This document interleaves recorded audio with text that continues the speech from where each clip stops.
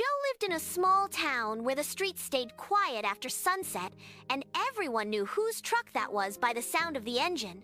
He was 20, working part-time at his dad's repair shop while figuring out what came next. His parents had the kind of marriage that ran on small rituals, morning coffee at the kitchen table, shared glances that didn't need words. They gave Joe room to think, but they noticed when he'd been quiet too long. Mary lived 3 streets over, in a house that always smelled like fresh laundry and cat food. She was 18, about to start college nearby, still unsure what she wanted to study, something to do with animals. Maybe. Her mom ran the local shelter, and her dad taught music at the high school. Their home was noisy and tender at once. They met on a gray afternoon when one of Mary's cats, Luna, slipped out the back door. She searched for hours, calling her name through the drizzle. By evening, Joe found the cat curled up inside a crate at the shop. Luna blinked up at him, unbothered, as if she'd meant to be there all along. When Mary arrived to pick her up, she was soaked, shivering, and trying not to cry.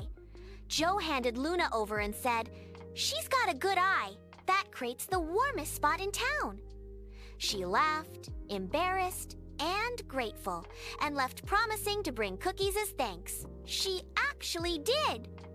A few days later, she showed up with a tin of chocolate chip cookies wrapped in foil. Joe's mom opened the door first and invited her in before Joe could say a word. By the time he came downstairs, Mary was already sitting at their kitchen table, chatting with his parents like she'd known them for years. After that, she stopped by now and then, sometimes for cat food, sometimes for advice about her old bike, sometimes just to talk. Joe pretended to be busy fixing something whenever she came, but his dad would catch him staring, smiling under his breath.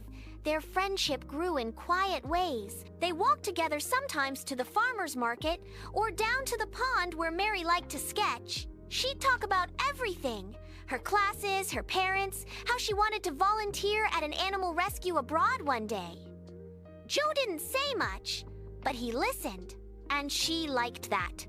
With him, silence never felt empty.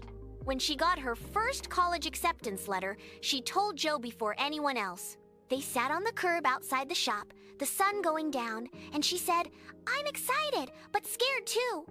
Joe said, "That's how you know it matters." Her parents adored Joe. He was polite, thoughtful, always helping fix something around the house. His parents adored Mary. She brought a kind of light with her laughter in the kitchen, stories about cats doing ridiculous things.